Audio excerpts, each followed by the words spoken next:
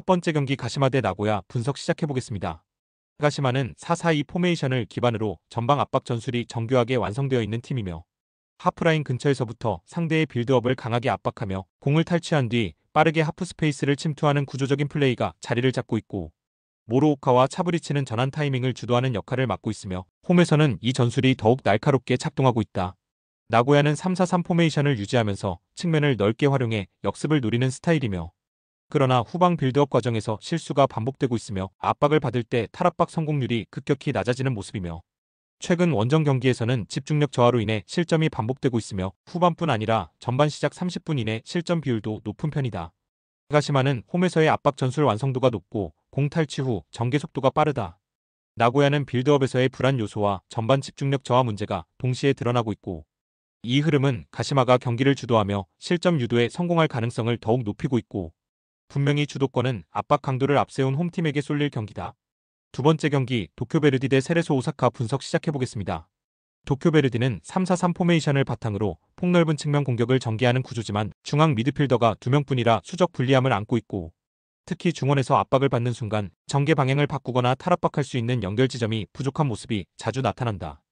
양쪽 윙백이 전진하는 형태로 공격에 가담하지만 역습 상황에서 수비 전환 시 공간 노출이 심화되는 문제가 있다. 세레소는 4-2-3-1 포메이션을 활용하며 중원에 3명을 배치해볼 점유율을 높이고 공격 리듬을 안정적으로 조율한다.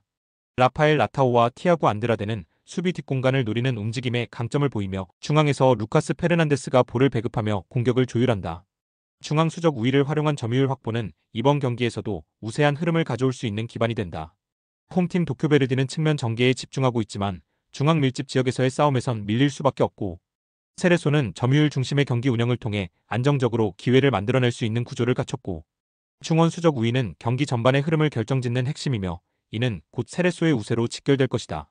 세 번째 경기 마치다 대 쇼난 분석 시작해보겠습니다.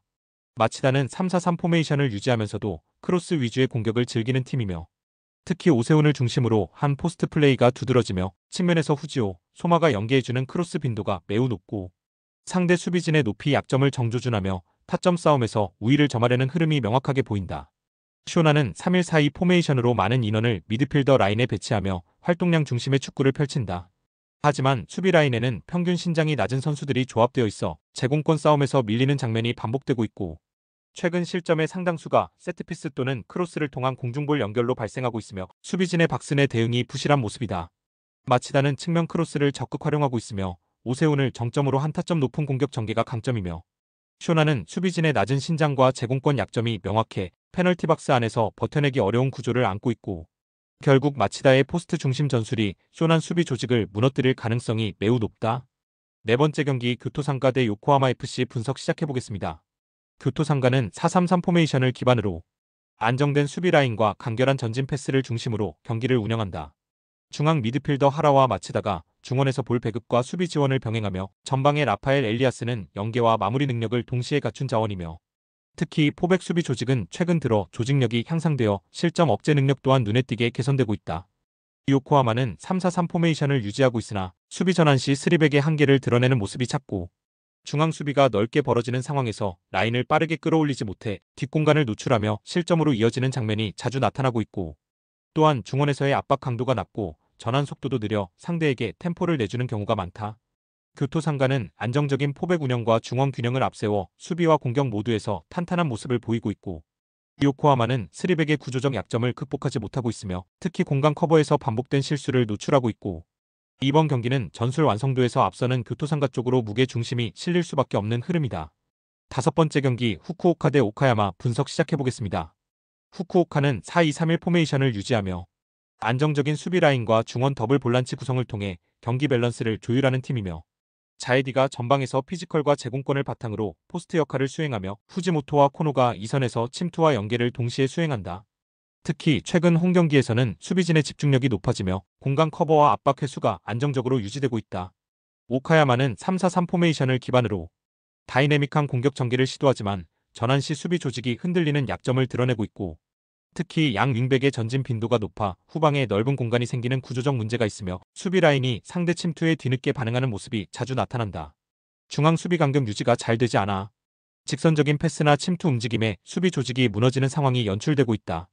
후쿠오카는 수비 안정성을 중심으로 상대 약점을 정확히 공략하는 효율적인 팀이며 오카야마는 뒷공간에 대한 커버력이 떨어지고 수비 전환 속도에서도 밀리는 흐름이며 결과적으로 후쿠오카의 직선적인 공격 전개가 승부의 결정적 요소가 될 수 있는 구도다.